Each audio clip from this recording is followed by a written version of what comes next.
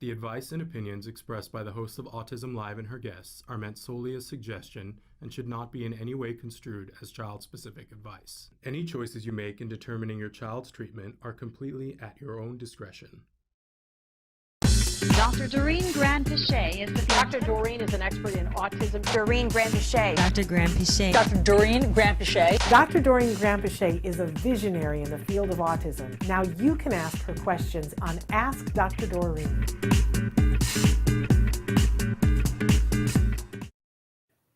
Good morning and welcome to Ask Dr. Doreen here on the Autism Network. I'm Shannon Penrod and I'm here with the fabulous, the wonderful Dr. Doreen Grand-Pichet. Good morning, Dr. Grand-Pichet. Good morning, Shannon, and good morning, everyone.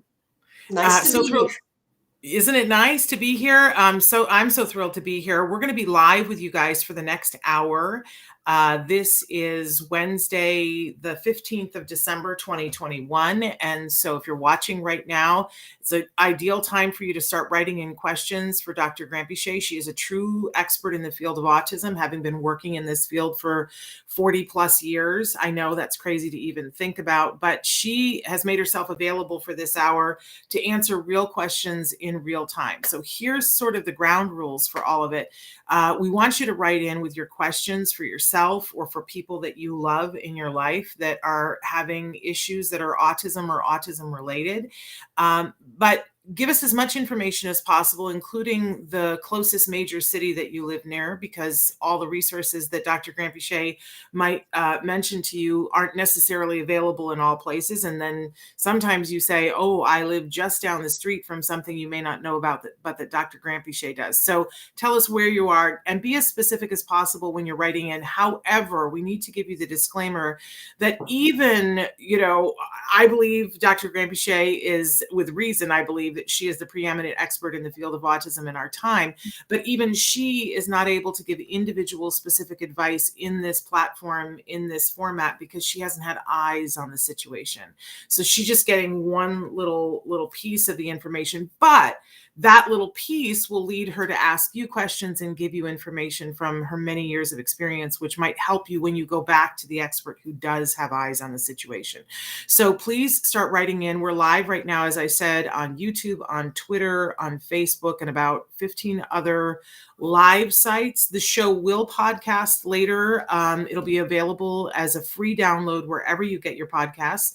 We are the #1 rated autism podcast, thanks to all of you. So please check that out wherever you get your podcasts. And the other thing that we do is we ask that if you find something that's useful to you here, will you please share it in some way with someone that you think can also use it? Because we're really about getting the content out here, not going out and promoting the show. So good morning, saying hello to our Journey Cameron's New Life. Good morning to you. So we count on you guys to spread the word and let people know, hey, there's a free resource. Go check it out. You can experts in real time like Dr. Grand-Pichet. I'm not aware of any other place on the planet where you can do that related to autism. So we're really proud to be here with her. Two quick things that I want to say, and then I'm gonna unleash them on you, Dr. Grand-Pichet. But I want to remind everybody that this Sunday, the 19th of December, if you're in the Los Angeles area, we're doing our annual Sensitive Santa event. We've been doing this now for 9 years, which is crazy to believe. This year, we're partnering with the Ed Asner Family Center for a COVID-safe, socially distanced Sensitive Santa drive-through event. You do have to register for this event, but it's entirely free. You come to the event, and if you've never been to the Ed Asner Family Center, it's really a lovely, warm, welcoming place. You will be directed how to get in line. First of all, when you register, there's a half-hour window in which you can come, and you've got to come during that half hour because we want things to run smoothly. And part of keeping it sensory sensitive is not keeping people in the car for a really long time. You'll come in to the parking lot. You'll be treated to a very brief but fun experience. You will be you'll have an opportunity to wave to Santa, and every single child who's on the spectrum or we're including other special needs this year, which I love. Every single child adult, teen on the spectrum or with other special needs, and their siblings that are under the age of 18 will be given a free toy. Some of the toys that we've been featuring in this year's toy guide. So it's really worthwhile. We unbelievably still have tickets. It's one ticket for one car load. So you can have 5, 6 kids in your car, but you need one ticket. It's free, but you must register. I will be heartbroken on the day of when people show up and say, can I get in now? And I'll have to say no, because we have to plan in advance. Yeah. So please register. Traven put it in the comments where you can register, or you can go to our Facebook. We have links there where you can register. And I even did a crazy video with my with Santa, with Santa. Santa was here yesterday, and we did a lovely short. I felt like I was a car dealership announcer, because I had to get it done in a certain number of seconds. And I was like, and you'll have this, and you'll have that. And the other thing that I wanted to say is, I don't know about the rest of you, but I was running around like a chicken with my head cut off this morning, and there were all these things going on, and I was on hold with a company that had me on hold for over an hour and then couldn't answer my question. I was like, and then I was reminded of something that somebody said to me yesterday. Just imagine that all of those people in the Midwest with the tornado, they have all the problems that we all have every day. And now this. And then yesterday was the 9th anniversary of the Newtown shooting.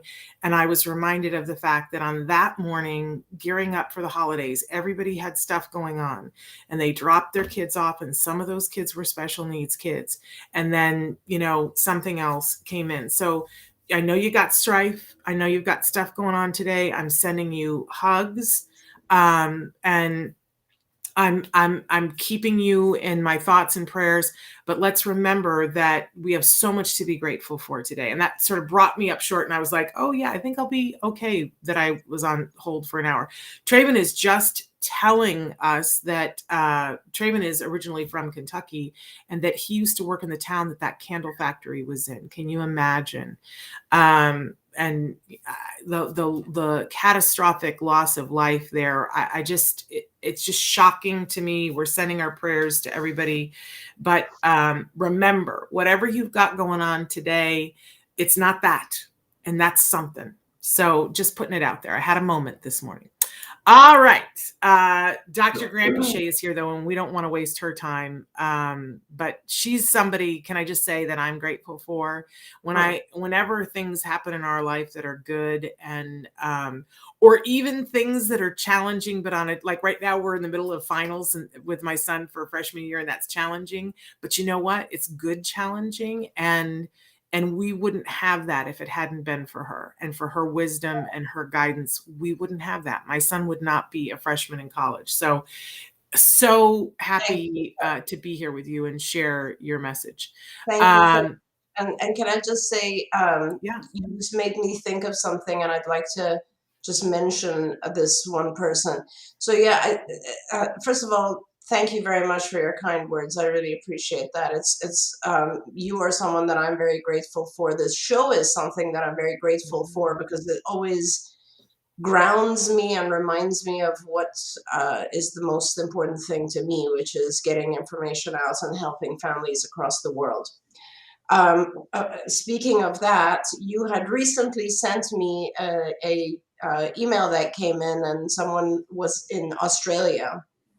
It was actually a physician from Africa, if you remember, who was now living in Australia, and I wanted to help that person, and so I referred them to a very dear old colleague of mine, someone that I hired, I would say, gosh, I don't even know, like 35 years ago, when I opened my first site it would have been our third or so clinic, I don't know, in Sydney, Australia. And I reached out to her just to make sure that she's still active and that I'm referring this family to the right place. And the sad news that she gave me was that her partner, who used to also be a behavior therapist at CARD in Sydney, who has been struggling with pancreatic cancer for the past 3 years and is most likely in her last days. So I just want to send my love to both of them here. Should they be watching this show at some point, they know who they are, and just sending them love, energy, and strength. Sometimes life just challenges us tremendously, and it is incredible the strength of human beings and how we get through these hard times. So sending a lot of love to my dear friends and colleagues in Australia. Thank you so much for that, Dr. Granpeesheh. We got a lot of people already writing in, and I didn't mention that if you have a question for Dr. Granpeesheh this morning, you could be writing in on Facebook, on YouTube, on Twitter, or you can always write directly to me, Shannon at autism-live.com. Shannon at autism-live.com. I tend to take those for later shows. We tend to do the stuff that's right in front of us. And we do have questions that come in our live feature on autism-live.com. And I've got some of those this morning. But I want to take the live questions first. So RKN has written in and said, I have a question. Do autistic kids have gut leak? Is there any scientific approved theory about that? Yeah, so unfortunately, I guess the best way to answer, yes, first of all, there's a lot of scientific peer-reviewed journals and articles and findings about this fact. Yes, they do, but it is not just limited to autistic kids. In some form or another, many of us have a leaky gut, is what it's referred to. And unfortunately, this can be caused by a lot of different things. And essentially the concept is that if you are eating a lot, for a variety of reasons, there could be inflammation in your gut lining. And it could be a reaction to something you're eating that you cannot digest. It could be, leakiness due to overgrowth of yeast. It could be lots of different things. But the issue is that when you eat proteins that you are not able to digest, those proteins break down halfway, let's say. So the proteins usually break down to peptides, and then peptides break down to amino acids, and then amino acids are kind of the nutritional blocks that have to go through our body and give nutrition. But when they break down kind of halfway, then that's to the peptide level. Those peptides leak through the gut lining, and then they cause a lot of mischief because those peptides resemble to the body, they resemble endorphins. They will cause a reaction in the child that often might be similar to our own body's endorphins. So yes, it is a problem. That's why a lot of families will try different diets. They will identify the types of foods that children cannot digest properly or are allergic or reactive to, and they will take those things out of the child's diet so that, so that the inflammation in the gut lies down or reduces in some way or another, and then over time it is very possible for the gut lining to heal. There are a lot of doctors that can help you with this sort of stuff. We usually recommend that you look on MedMaps. That organization has physicians who are trained to know everything I said and a lot more than that.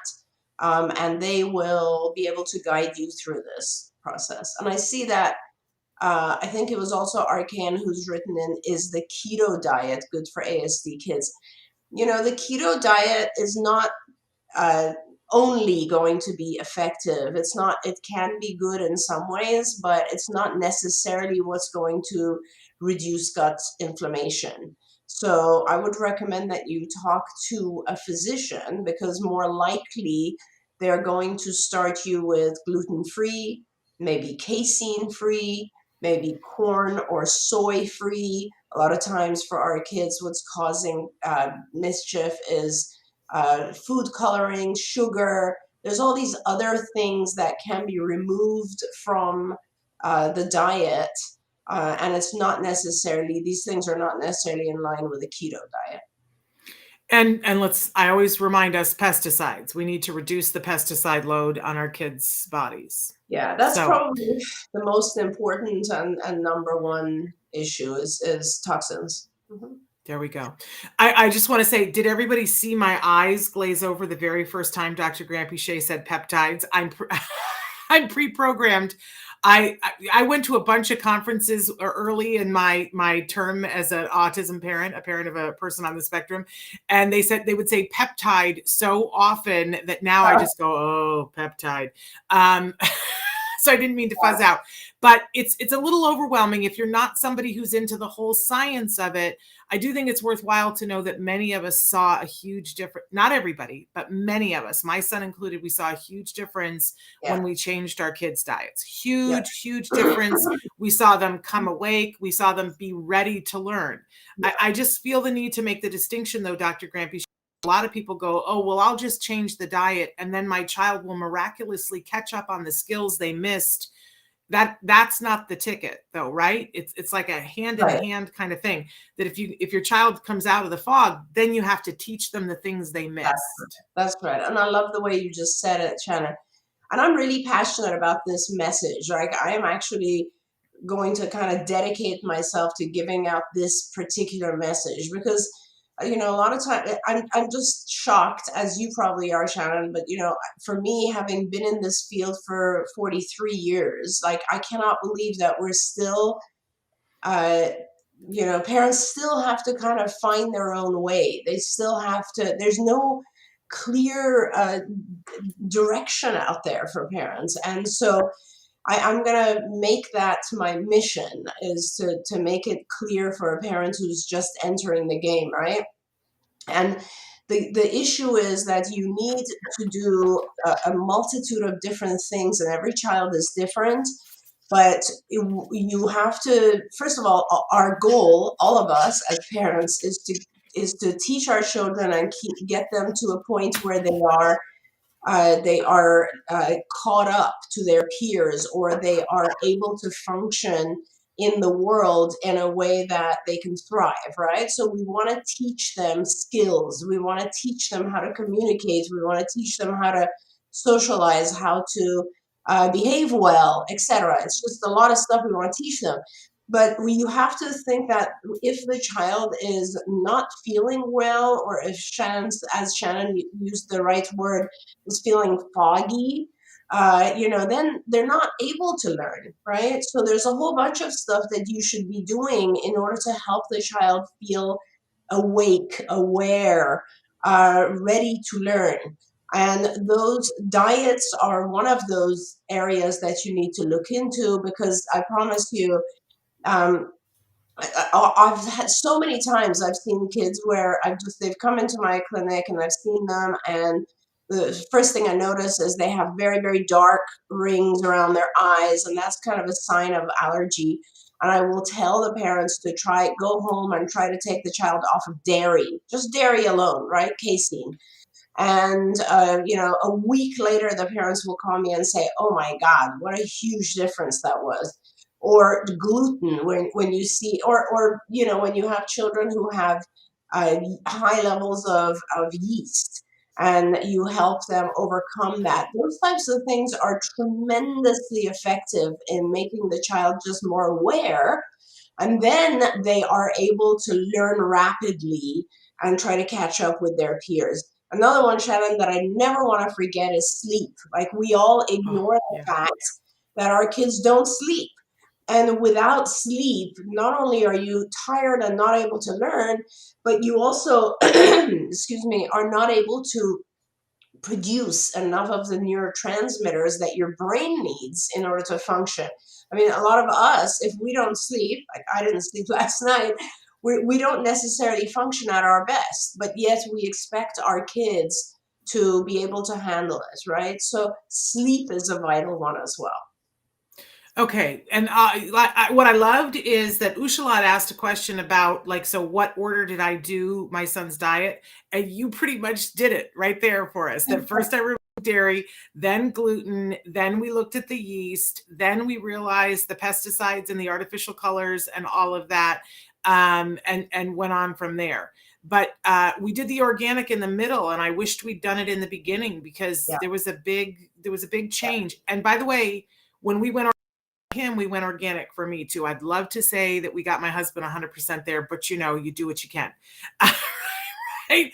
And I'm never going to be able to talk him into not going through a drive-through. That's just not going to happen. So we went as organic as possible. I felt a difference. I felt a big difference. And my husband noticed a difference in taste that, which people say, oh, there's no difference in the taste. And he was like, what did you do different? This tastes so much better. It was organic. So, but we saw with each thing different changes. So I want to go back to Ushalad's first question, which was really important. My kid is not aggressive, but if I say no to him for things he asked for, like the iPad, cookies, or when I ask him to work, he hits me. How do I make him not hit me when his demands are not met? Great question. Yeah, that's it's almost a perfect question. Thank you for that, Ushala, because it's one of those questions that's, first of all, if you follow exactly what I'm telling you to do, which is hard, that will change.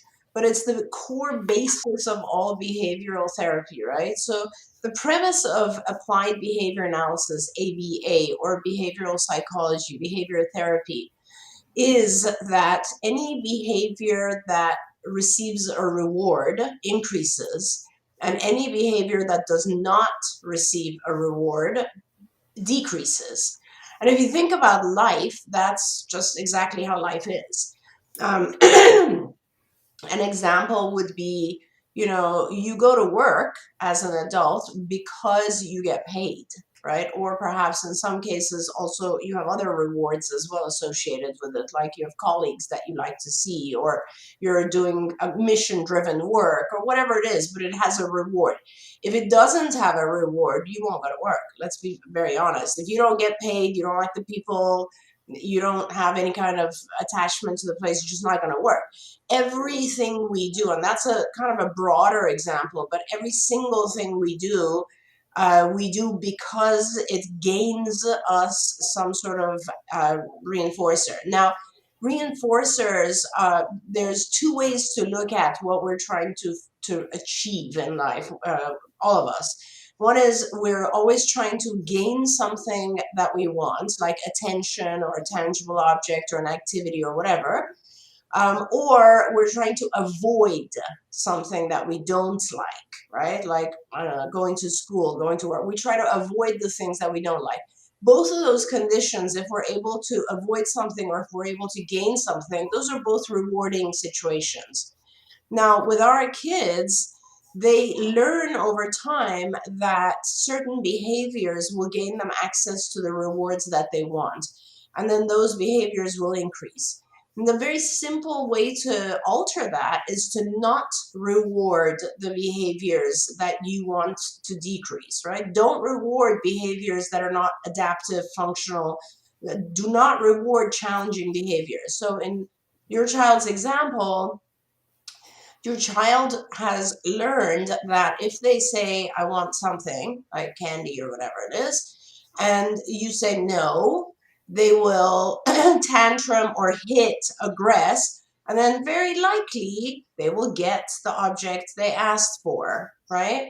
So it's a sign of intelligence, really, to figure out that, hey, if I ask for something, I don't get it. If I hit, they'll probably give in to me. Now, and it might not be you, it could be someone else, but as long as someone has given in, it becomes a behavior that is effective. So the child learns, this kind of works. I'm going to hit from now on because it gets me things I want. Similar to the child who tantrums in the classroom because they've figured out when I tantrum, they take me outside and have me walk around the playground, which is much preferable.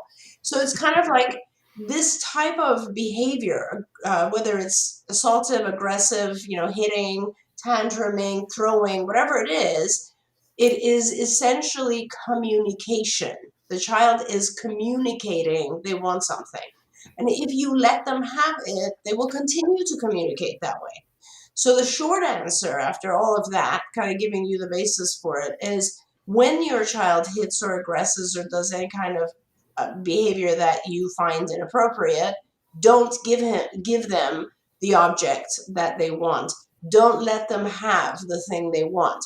But to be fair, make sure that you give the child a more adaptive, appropriate way to ask for the object. So you're not going to give the candy when they hit, but you are going to give the candy when you model and prompt and the child asks nicely for the candy. So you have to teach the child to differentiate what is appropriate way of communicating and what's not an appropriate way of communicating.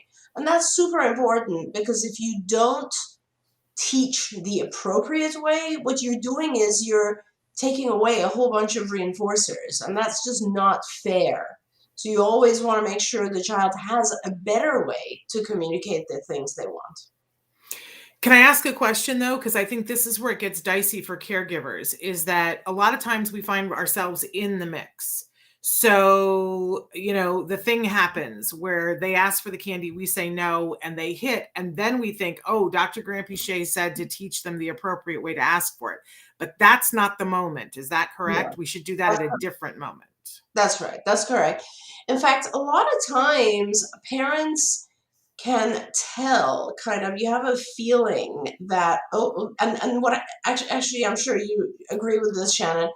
It's an unfortunate thing, but we also, of course, are, responsive to the consequences in our environment. It's not just our kids, right? So what ends up happening is same concept of behavioral therapy, and I don't want to confuse the parents, but we end up kind of walking on eggshells around our kids and being very careful to not say no. We become very careful to not take things away from them. Why is that? If you think about it, it's exactly the same premise that I explained. We are trying to avoid the child's aggression. We are trying to avoid that hour-long tantrum. So what do? We give in.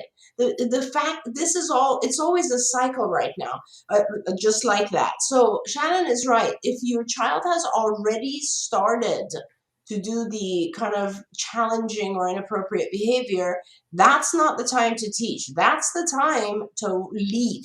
That's the time to make sure the child does not have access to the thing they wanted. It doesn't matter. They can tantrum for an hour. It doesn't matter. You need to just let it happen, because our kids are smart. They will figure out that this tantrum, this aggression just doesn't work anymore. So if your child's aggressing, protect yourself, block their aggression.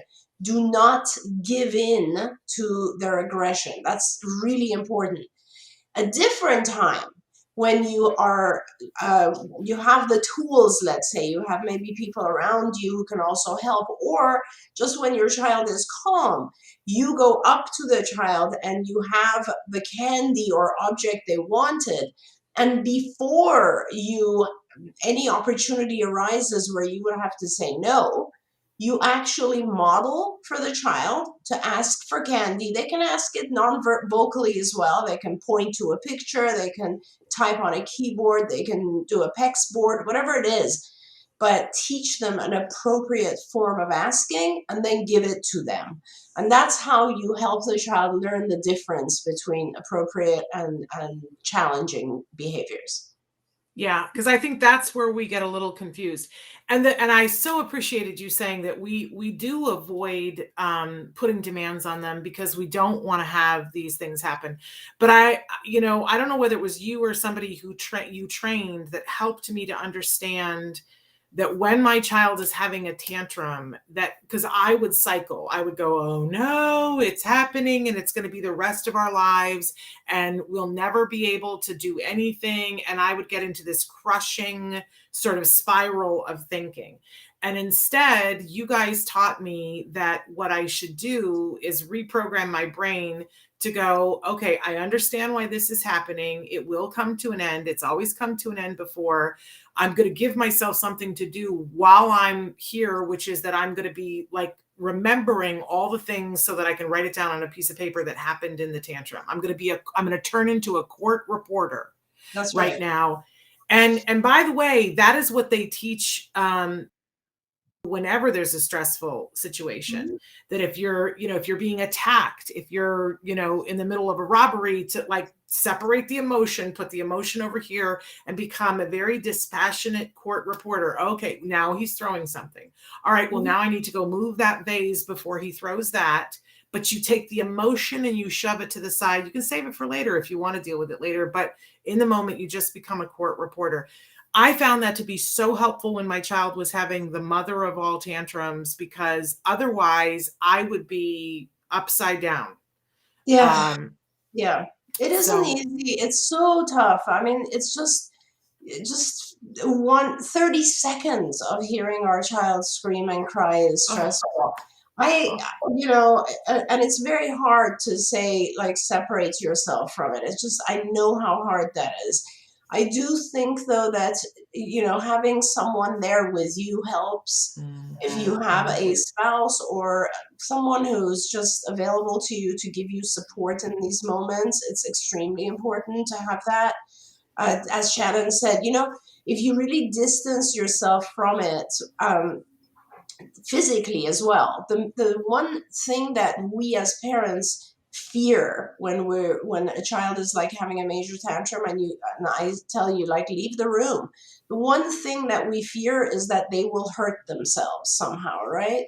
And so if you can have a camera in the room, and these days it's so inexpensive to purchase these small, like, cameras that are like Nest, or those types of cameras. They have them for rooms now, and it's so easy to have one in the room just so you can say no and leave, and be able to watch and make sure your child is safe. And trust me, children will throw fits, but they will not necessarily, it'll actually be less if you're not there, because a lot of times when our children have a tantrum, it's accelerated and exaggerated because they want to get your reaction. They want you to stop them and give them what they want. And when you're not there, it's a faster message of just saying, I'm not giving in.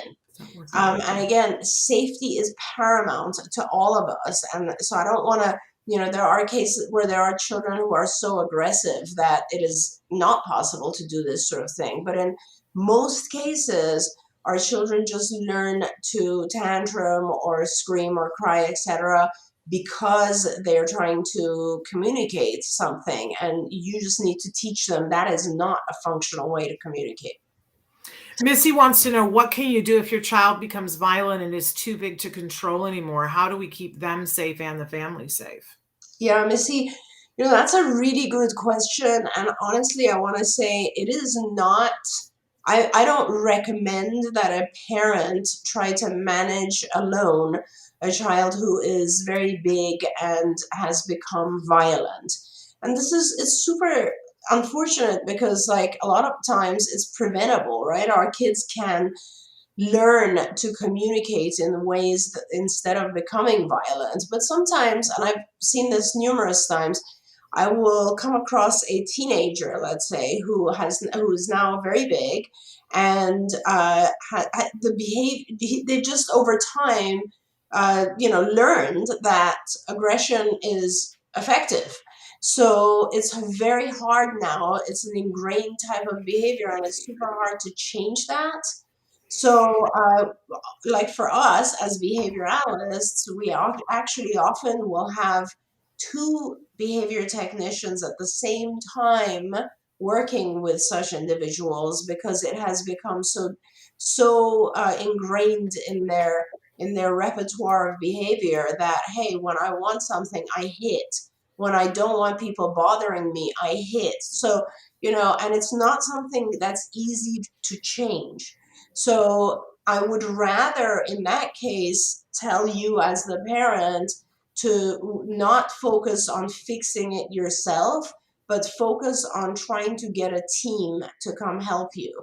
And by that, what I mean is, reach out to behavior analyst companies like ABA providers. Get your insurance behind it so you have resources to have them come into your house and help you. They will teach you things, and there are other ways, of course. For every parent, I think it's very useful to learn the behavioral techniques that we talk about, like they're, basic ABA. And that's super important. But even I, as as a behavior analyst and psychologist who's been in the world of autism for over 43 years, I would not approach it alone if I had a large aggressive child. I just wouldn't. It's not right. You will lose and you might get hurt, and your child will actually learn that they are the winner here, and that the behavior will become more effective. So it's not a good idea. And so, my suggestion is to focus on getting a team of people into the home who can help you. There you go. NH says, my 4-year-old can do so much more language, cognitively, socially with me or therapists one-on-one than at preschool. They're in a classroom of 12, that's a special ed classroom, where other kids overwhelm him socially and sensory wise. Will this improve over time? I love this question because it comes right to the heart of a lot of what happens for our very young kiddos in school that isn't effective. So, right. Dr. Granpeesheh, help us. So there's two things I want to say about this. First of all, no, it's not going to improve because your child is, looking around, and there's a combination of things that you mentioned. One is there's modeling, possibly, because the child might see other kids kind of acting out and getting things they want. And so that's the modeling side of it. The other side of it is that our children are sensory sensitive in some cases, and other kids screaming and running around and that sort of thing might be very, very disturbing to your child. And as I said, all they're trying to communicate is that this is not good for, like, I am having a really hard time here, and so I can't focus, and it's not an environment. I sometimes when I do an intake, like when I used to do diagnostic intakes or even just evaluations, I remember one time I had a hour-and-a-half long clinic with one mom who had 3 children on the spectrum with her, right? And I was one by one going through and diagnosing each one. I think it was like almost 2 hours. And I'm telling you, when I came out of there, I was completely overwhelmed. And I thought to myself, how does she handle that? Like, it is tremendously difficult. And so, with our kids, imagine if they are sensitive from a sensory perspective and they are exposed to screaming sounds and sudden movements and sudden things that are going on, and it's very, very disturbing. Now, another thing that is also the case is that a lot of times in school, people don't expect a lot of our kids. Our kids, in therapy and with you, and you're pushing your child, and you're modeling and teaching, and you're getting the best out of them, and you're continuously pushing them forward. But a lot of times in school, when there's like one teacher and possibly one aide, and there's 20 kids, and it's a special environment where there's a lot going on, no one's really expecting a lot out of the child either. So the child, this is called behavioral contrast. The child learns that in that environment, I can tune out, or I can, I don't have to respond. I don't get my reinforcers here anyway. It's like a negative environment for me. No one really asks me the things that I know, so their behavior deteriorates. So, the short answer is no, things are not going to improve. I suggest that you really try to find a better placement. When children are, did the family say how old the child is, Shannon? 4-year-old. So that's awesome that your child is 4. And I ask you if it's possible for the child to be in a less restrictive environment. So in other words, is it possible for your child to be in a regular education classroom with an aide? Now, the school district might fight you on that because they don't want to pay for the aid, but you'll win that fight if you do it right. And the bottom line is it's always better for our kids, especially kids who are responding to one-to-one therapy. If your child's responding and doing well, then it's very important to push them and keep them motivated, and not put them always put them in an environment that is a little bit higher, so they're learning from their environment. And I guess that means that you'd want to get an aide who can help the child in the classroom. Your school district is responsible for that, for paying for that. You would have to call an IEP. And I think, do you and Bonnie still kind of review those procedures, Shannon? Yes, we do. She's got a whole playlist on our YouTube that's Bonnie Yates, Know Your Rights, where you can catch up, and we don't have Bonnie on this month because of the holidays. She'll be back in January, but you can still send questions in, specific questions for Bonnie Yates. She's a special education attorney to answer all these types of questions. But lots of us have fought and won to have the one-on-one aid. But because this child is 4, and I want to get to, Jenny has written in, and I want to get to your comment, Jenny.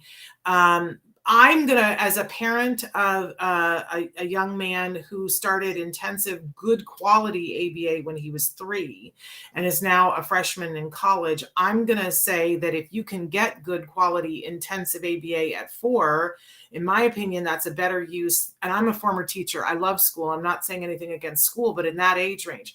Now, Jenny has written in and said, what's not good for autistic children is ABA. And she's even given a link to an article about things that potentially happen in ABA that would not be good for people on the spectrum. And I want to say, Jenny, we totally respect your opinion. I just want to make sure we're talking about the same thing, because I think you'll find that both Dr. Grant-Pichet and I will agree with you that there are things that can happen when ABA is not good quality that are exactly the kinds of things you're pointing to. But what we're going to be talking about for the next couple of minutes is really good quality ABA that takes into consideration the individual and their needs, and that might be different than what you've been exposed to. And I just want to leave room for that idea in the conversation. Yeah. Thank you for that, Shannon. I appreciate that. And also, I want to add to that and say, Jenny, sometimes even if it is good ABA, you might choose not to take that path, and that's perfectly all right as well. ABA is a teaching technique. It's very simple, and people have different preferences. I have always been a strong supporter of high quality good ABA.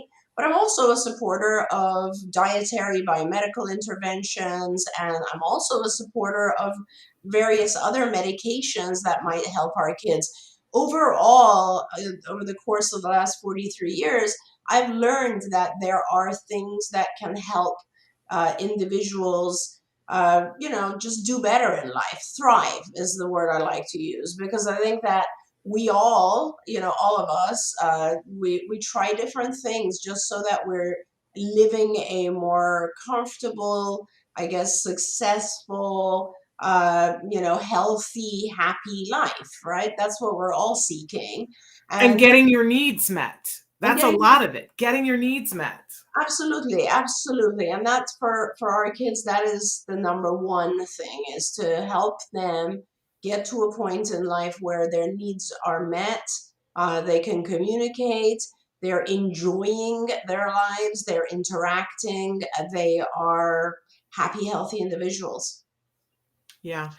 And Ushalat has written something and said, my kid was in gen ed with a 1-to-1, but he was expected to perform like a neurotypical kid and he failed.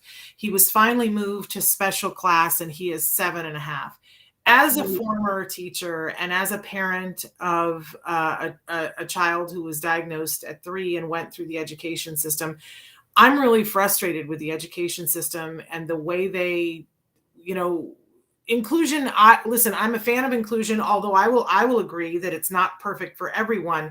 But when inclusion is not done well, often it gets blamed on the child, and almost always across the board, it's they didn't know what they were doing, and that makes me want to give you a hug and give your child a hug and say he didn't fail. That classroom failed. Yeah. When we talk with Bonnie, we talk about least restrictive environment, LRE, which is the thing you were just talking about. Your child has a right to a free, appropriate public education in the least restrictive environment in which they can have a floor of opportunity, to access the curriculum. That does not mean that they have to perform like a neurotypical child. Right. That does not, but a lot of schools don't understand that.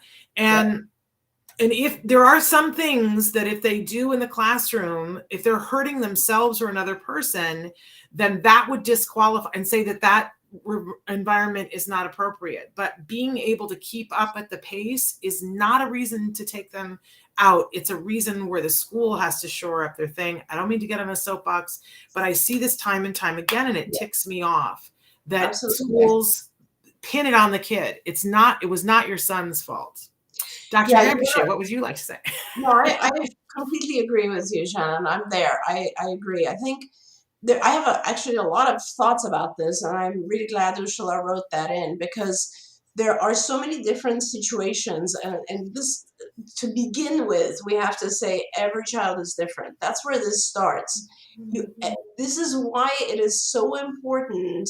And honestly, it's funny because this morning, I told you earlier, Shannon, I was kind of like meditating because I was so tired. I had a headache, and I was thinking to myself, I guess the only, what am I going to do for the next 10 years of my life? Or what do I want to dedicate my time to? And it's exactly this. It's helping a parent find what is right for their child.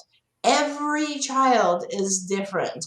And first, let's start there. Some kids actually do better in special ed, period. Like that, I will start there, only because you have a fantastic special ed teacher, you'll have more aides. That's the requirement. Just like earlier we were telling Jenny, there's good ABA and bad ABA. There's also good special ed and bad special ed. Mm-hmm. And if you find that incredible special ed teacher and you feel like your child is really doing well in that environment, great. That's wonderful. That's where you need to be. But if you feel like your child is falling behind, not performing, not being asked to do anything, not attended to, not challenged, not rewarded, then you're not in the right environment. And you need to find an environment that is more appropriate, because let's face it, guys, our kids spend more time in school than at home. Like, it's hours and hours of their day. It's 7, 8 hours a day. It's crazy amount of time to be in the wrong environment, right? Now, with regular ed, Shannon is absolutely right. My God, there's a thing called accommodations. And when a child is in a regular ed program, that's why I said with an aid, there's still several levels. Like, you can have a one-to-one aid the entire time just for the child. You can have a one-to-one aid in the classroom, not just for this child, but for other children as well. You can have the child in the regular ed program for 1 hour a day, 3 hours a day, certain classes. There's so many different, there's reverse mainstreaming. There's so many different models that make sure your child is successful. It's on the school and, of course, the IEP team, which isn't always just the school, but is part of the whole program, is what do we do for the child? And the classroom setting is one of those things. The amount of support is one of those things. The amount of accommodations is one of those things. How we deal with behavior, a behavior intervention plan is one of those things. All of that goes into identifying the appropriate school program. Yeah, and unfortunately, because IDA is still not fully funded, what schools do is they create a program. They create a program and they go, well, we have this program and we have this program, we have this program, and they try to shove kids into each one of those programs. I just want to be the voice that reminds all of us that it's called an IEP because it's an individualized education program. And if you see that your kid doesn't fit into one of the programs that the school says, well, these are the programs that we have, that is not your kid's fault. And you can go back to them and say, my kid, make another program. Let's create another program. I can't tell you the number of times I had to do that with my son. And I dug my heels in. And then just when I would be like, oh, I'm about to cave in, Dr. Grant-Pichet, the time I remember more than anything else was when it was time for my son to go to junior high. And he had excelled in everything. And it was time to go to junior high. And the school said, oh, he had not been in special education. And they said, oh, we're going to put him into a special education encased classroom for junior high instead of switching classes. And I was like, no. And they were, pressuring. And Dr. Grant-Pichet said to me, don't let them do that to you. I think you threatened to kick me with one of your pointed shoes. And, and you said, don't cave into that, Shannon. We prepared him for this. He is ready. And it was life-changing. And we said to the school, nope, you got to create a new program.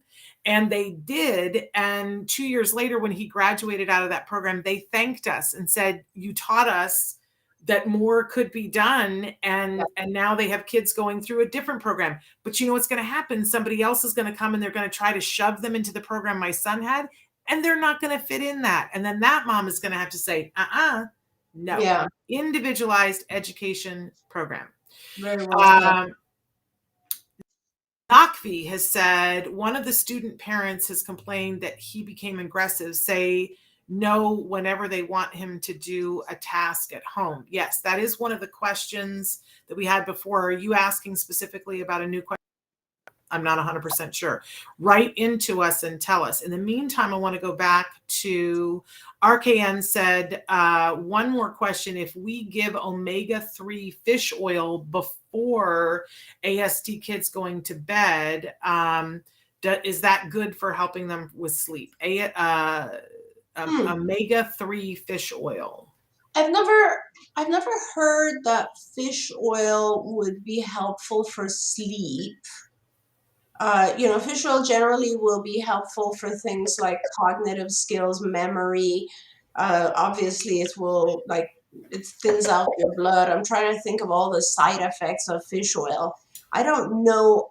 I have not read anything about fish oil helping sleep, but that doesn't mean that it doesn't. If your child's physician says that it does help, then please follow their instructions. Or if you've had that experience, there's nothing harmful in giving fish oil, so that's a wonderful thing. But I will say, as you said before, everybody is different. We gave fish oil to my kid and it caused stimming. There you go. Very rare, but this is why you give one thing at a time so that you can isolate which thing it is. That's right. Ushalad wrote back and said, thanks so much. It's very hard to know what the child does in school the whole day as our kids can't express much. Parents are not allowed to go inside the school due to COVID. What can be done, please? I've got at least one tip. What have you got, Dr. Grant-Pichet? Well, this is a tough one because COVID has changed things so drastically. And I also actually did not even realize at this point. I was trying to show a school to a parent where I was going to suggest for them to take their child there, and they wouldn't allow any kind of tours. Even actually I was trying for the health group, which is purely spectrum kids and so on, and I couldn't do it. So COVID has altered things. I don't know, Shannon, my suggestion, I guess, if it was me, what I would do is I would try to get with all the other parents and I would ask permission to allow to put a camera in the classroom. If all the families allow that, if everybody signs off on that, you guys can have a camera with a live feed so everyone can actually see on their phones what's going on. You can't do that without the permission of all the other parents because you're looking at their child as well. But it is a safety thing, and I am aware of parents who have done that. So that's something you might want to consider. So, and the advice that I have comes from Dr. Mike Dorsey, who Dr. Grant-Pichet. For many years, he was the expert in the United States. If whether it was a school district or a family was trying to show what setting was appropriate in a classroom, he was the expert that would be called into court. And he came on the show once, and best piece of advice in terms of classroom, he said, sometimes when you don't know what's going on, you can ask. And that the way to ask this is to say, can we have a schedule of the day for the student that aligns with the goals from the IEP? So tell us from, in 20-minute increments, which goal are you working on? And he said, you'll get one of two things back. Either people will go, what? we don't have that. How would we possibly have that? Or there'll be a big pause, right, while they try to put it together, or that they will immediately come back and go, here's the schedule, because they're actually doing it. Yeah. If you got the second one, you know your child is probably in a really high Shannon, your feed. levels. Oh, there you are. You're back. Oh, my back. He said more often than not, you'll catch them with their pants around their ankles, that they don't have the child's schedule. They're not paying attention to what the goals are, but it will remind them that that's a legal document and that they're supposed to, and it'll put you in a position where your child will get more support quickly. So you just send in writing and say, you can use whatever excuse. You can say, due to COVID and we don't really have eyes on, can you please give us a schedule of their day and which one of their goals and their IEP they're working on during each 20-minute increment, and then watch their heads explode.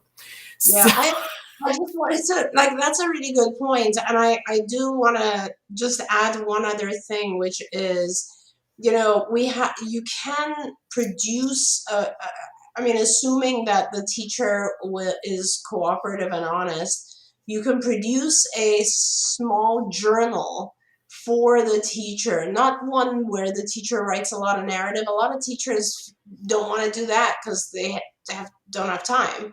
They don't want to put the time into it. But if you produce a journal that has bullet points and the teacher and at the top has like a Likert scale. So in other words, for instance, it'll say challenging behavior, language, interacting with other kids. Let's say those three things, right? And then at the top, there's a scale from like 0 to 5. 0 is really bad, 5 is really good. And the teacher basically just has to look and say, okay, language, I think he was a 4 today. Challenging behavior, it was a 0. He didn't have any challenging behavior, whatever it is. And they just score it that way, like 3 points, very easy for the teacher. It'll take them 2 seconds. And that's something that maybe is a little notebook that's attached to your child's backpack so that you're not adding to anything. It just literally takes a minute to do. That's something that I love that. You could later put all those numbers on a graph and you'll see exactly how your child is doing every day. Yes. I love that. Because, it's hard for teachers in the classroom, but you've made it super easy for them to report and let you know how things are going throughout the day. I love that. We've got time for one more question. Rosario wrote in and wanted to know, her son is 5 and is diagnosed with Down syndrome from the age of 3. He does not have autism, but she wants to know if the services that we've been talking about would potentially be helpful to a child with Down syndrome. Yeah. So, yes, the short answer is yes. Your child will benefit from ABA 100%. I used to work with kids with Down syndrome many years ago when I was at UCLA, and I love working with kids with Down syndrome. They are the sweetest people in the world. And ADHD as well. Children with ADHD will benefit from ABA as well. In fact, conduct disorder, ODD, all many childhood disorders or problems can be helped with ABA. But the problem is that currently health insurance only covers ABA for autism. So if you do not have a diagnosis of autism, you can still get ABA in some places, but it will not be funded. And also because of that, a lot of providers of ABA services limit their services to just autism, unfortunately. So, if you have a child with Down syndrome, what I would do is I'd learn the techniques myself, because often kids with Down syndrome don't have a lot of the sensory issues. Therefore they end up not having a lot of the challenging behaviors. They just have they're a little bit delayed on the learning side. So in that case, it's a lot easier. And my recommendation would be to learn the techniques of behavioral therapy and apply them yourself. There we go. We are really out of time. I want to remind everyone you can still register if you're in the Los Angeles area to join us on Sunday for a COVID-safe, sensory-sensitive Santa drive-through experience. We're partnering with the Ed Asner Family Center. We're very proud to be able to do that. It is a one-day event. It's free. Each child and their sibling will get a wrapped toy, that some of the toys that we've been featuring here during the Festival of Toys and in our toy guide. You can check out the toy guide by going to either autism-live.com or to autismnetwork.com. It's on both of those.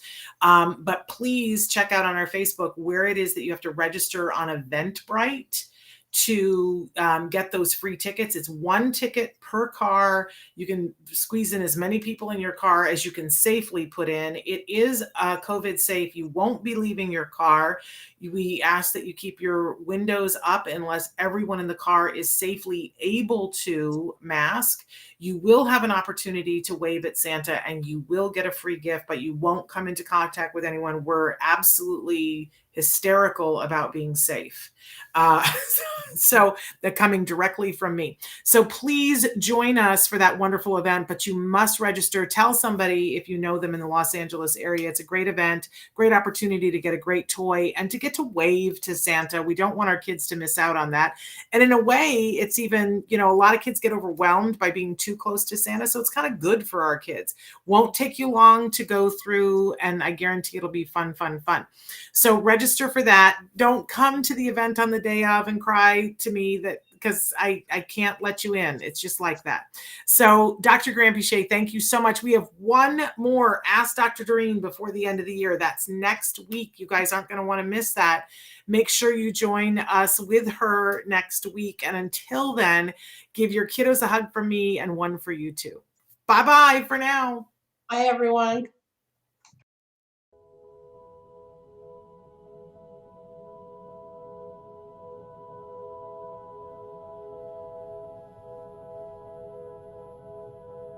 If you found anything helpful in this video, please give us a like. In fact, make sure that you smash that subscribe button on YouTube and give us a like on Facebook. You can also follow us on Twitter and on Instagram for important updates. And please download our free podcast wherever you get your podcasts. Thank you so much. See you next time.